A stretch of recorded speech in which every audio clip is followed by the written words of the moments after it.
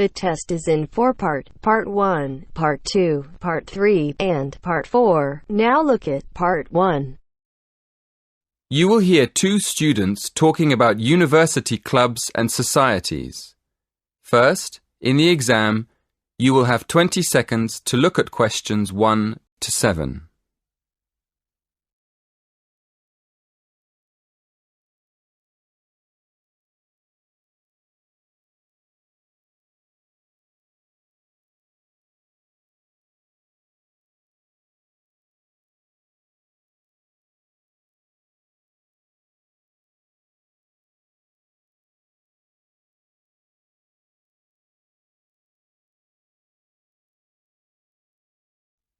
Listen carefully and answer questions 1 to 7. Hello, are you the person to ask about joining a club? Yes, I am. What would you like to know?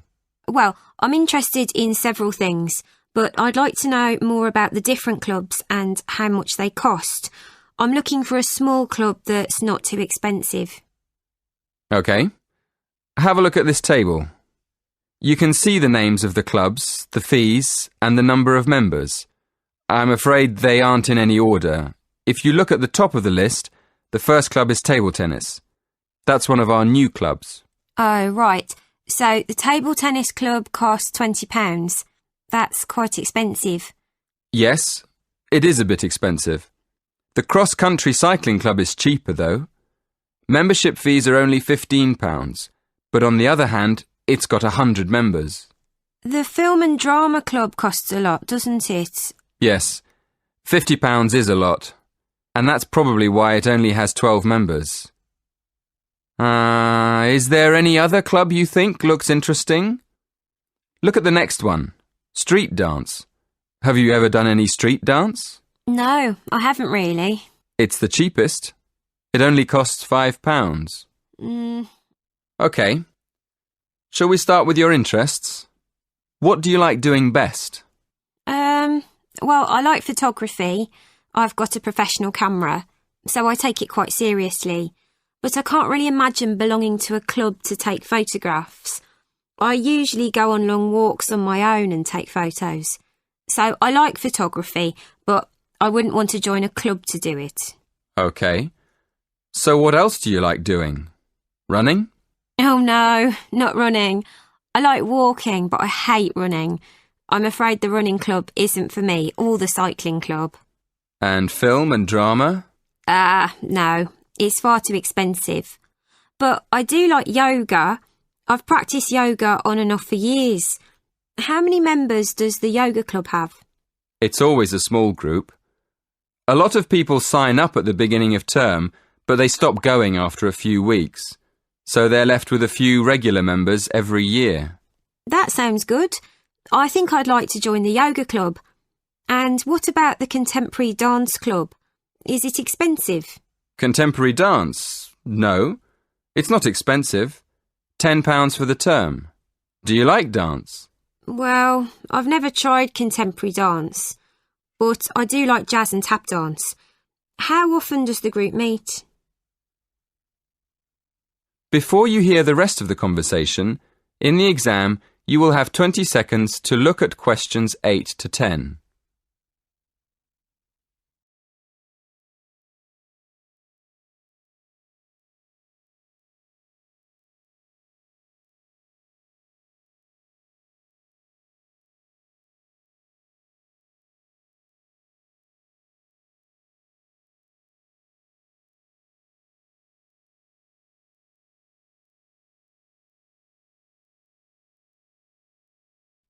Listen and answer questions 8 to 10. So, can I have your full name, please? Victoria Mandeville. MAANDAVIL? No. MANDEVILLE. LLE. Thank you. And how old are you? 19. And your address? 57, Bury Gardens, Atherton Park, Manchester, M46. How do you spell Bury? BERRY? No, It's B-U-R-Y. Right. B-U-R-Y. And do you have a contact number? Yes, my mobile is 07942 573 279. 07942 573 279. Yes, that's right. Is that all? One more thing. Do you have an email address?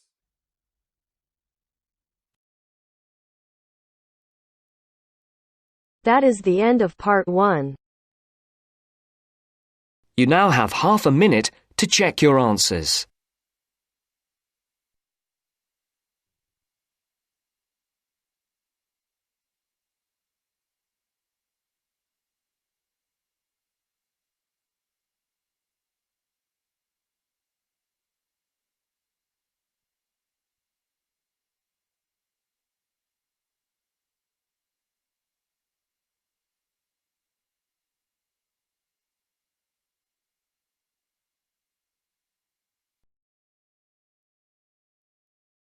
Now turns to part 2.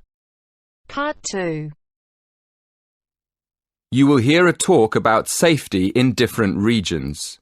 First, look at questions 11 to 14.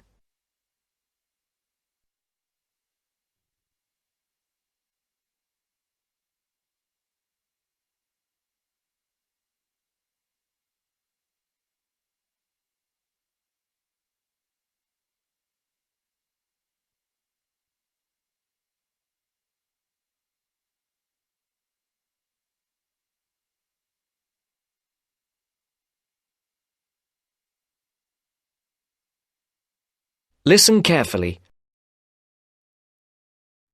Good evening, everyone.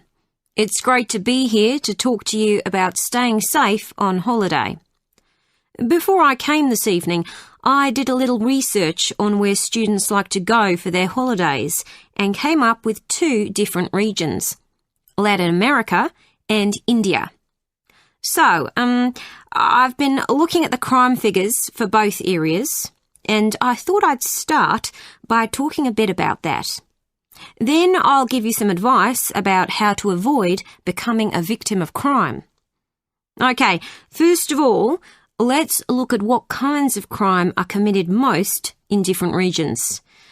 Okay, I'll start with India.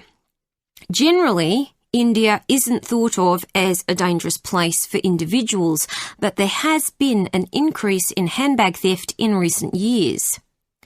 So keep an eye on your bag when you're out in the street. Right. Now, let's look at Latin America. Of course, you do realise that not all Latin American countries are the same, but it is true to say that guns are used in a high percentage of crimes across the region. Looking at the figures, it seems that gun crime is a serious problem throughout. Before the broadcast continues, look at questions 15 to 20.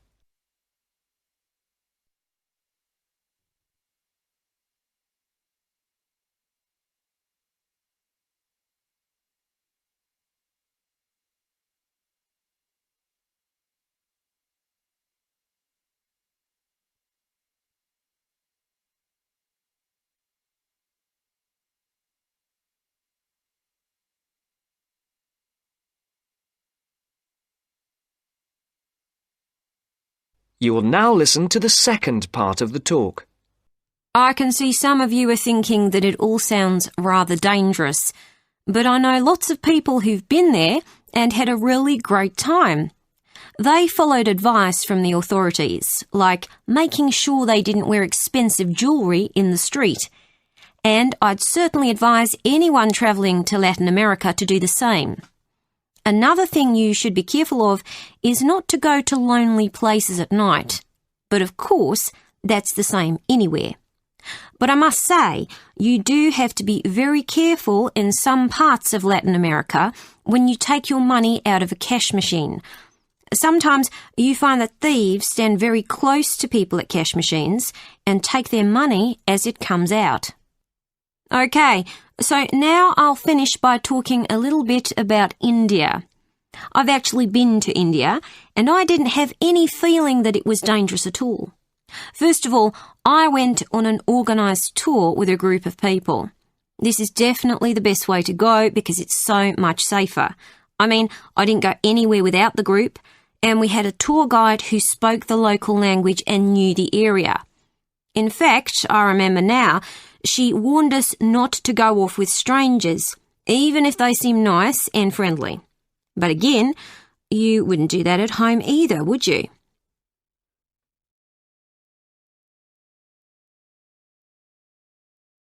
That is the end of part 2. You now have half a minute to check your answers.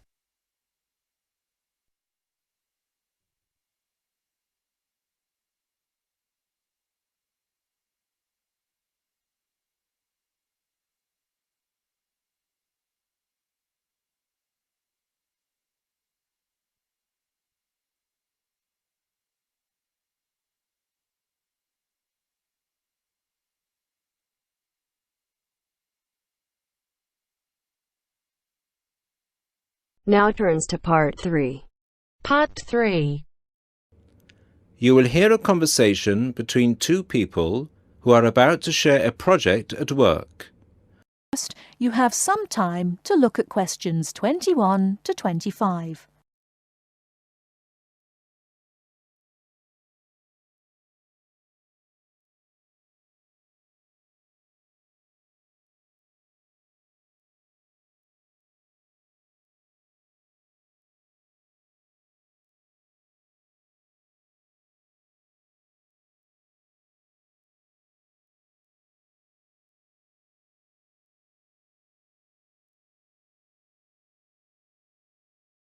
Now, listen carefully and answer questions 21 to 25. Hi Bill, how are you? I'm okay now, Sarah, but I was so ill last week. Oh dear, what was the problem? Did you eat that dodgy fish in the canteen? No.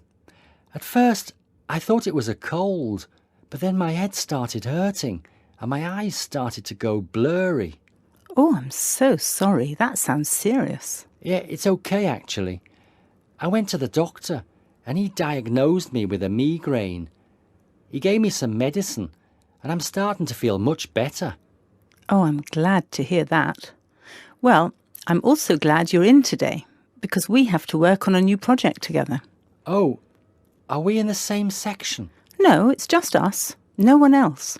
Mr. Donaldson put us down as B team because we live near each other. That could be fun. What do we have to do? Well, the project is partly internet research, then checking reference books for information to prepare a survey, which we have to use with people we know. Great! What's the topic? It's to do with shopping over the last 10 years. We have to find out how customers have changed their behaviour. OK, so what's the first step? I think the first thing to do is to check the list of references he gave me. But my computer is in for repair, so if I check in the reference library, would you be willing to look up some references online? Once we're done with the reference checks, we can write the questions together. That's fine. I'll do the internet research. So, what sort of shopping are we looking at? Only food or goods or clothes shopping? We have to find people who are willing to tell us about personal things, like deodorants, cosmetics, soap or vitamin creams. The other groups are doing food, electrical goods and clothes. That won't be so easy, Sarah.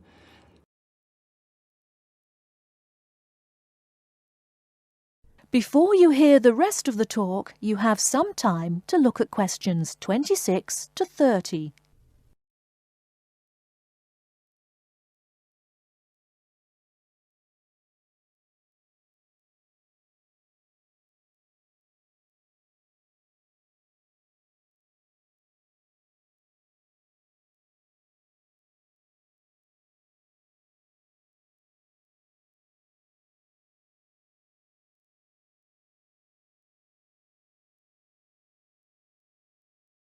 Now listen and answer questions 26 to 30.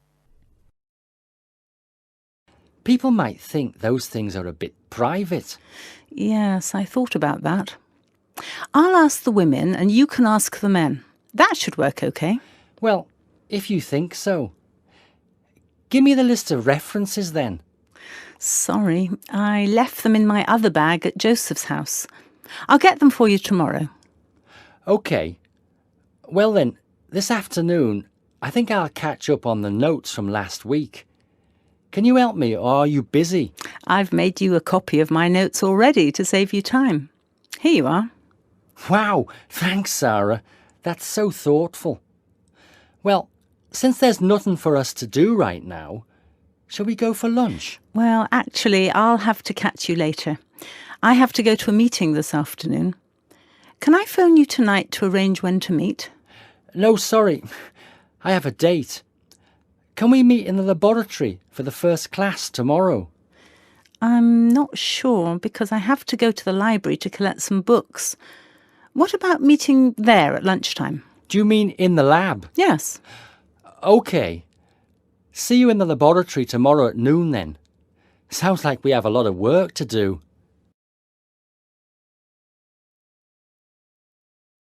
That is the end of part 3. You now have half a minute to check your answers.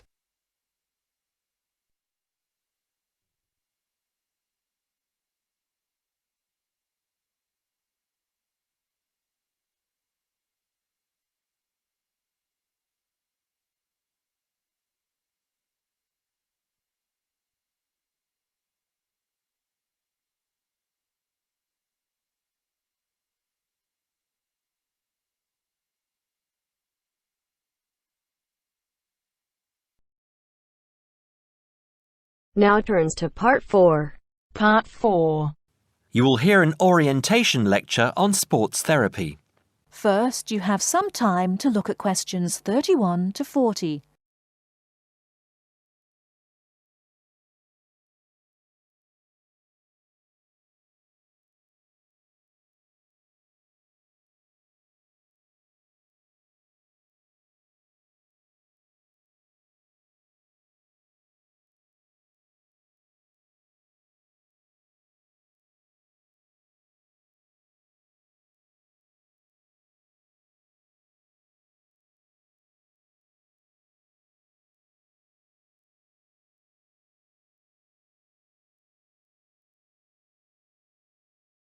Now, listen carefully and answer questions 31 to 40.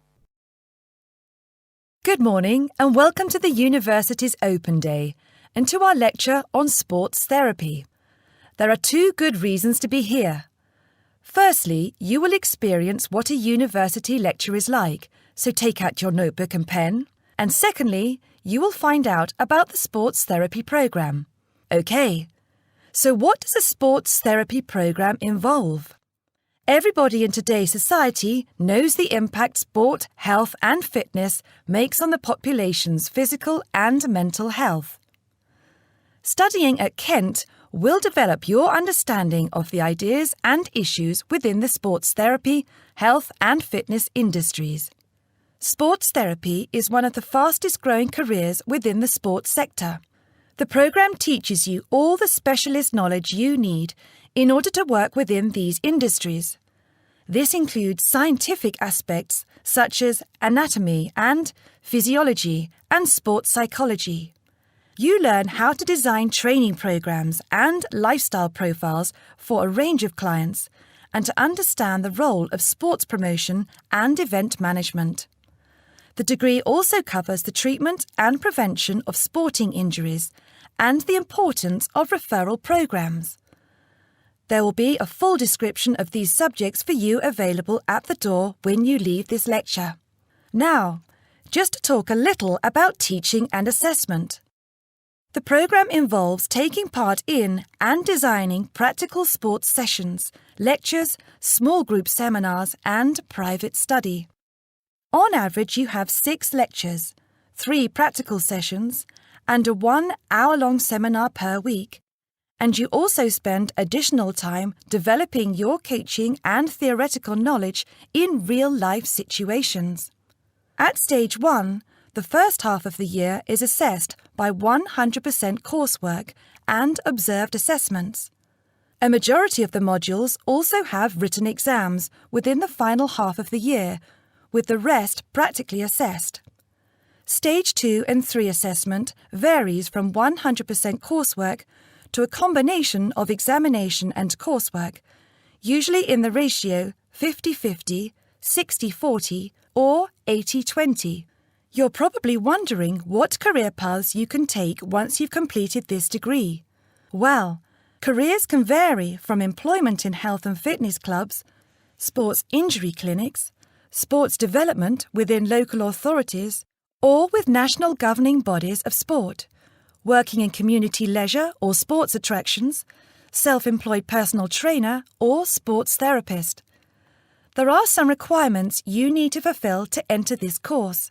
International students can qualify with the following: school certificates and higher school certificates awarded by a body approved by the university, matriculation from an approved university, with a pass in English language at GCSE O-level or an equivalent level in an approved English language test, passing one of Kent's foundation programmes, provided that you meet the subject requirements for the degree course you intend to study, or an examination pass accepted as equivalent to any of the above. In order to enter directly onto a degree course, you also need to prove your proficiency in English, and we ask for one of the following: average 6.5 in Ielts test, minimum 6.0 in reading and writing, Grade B in Cambridge Certificate of Proficiency in English, Grade A in Cambridge Advanced Certificate in English,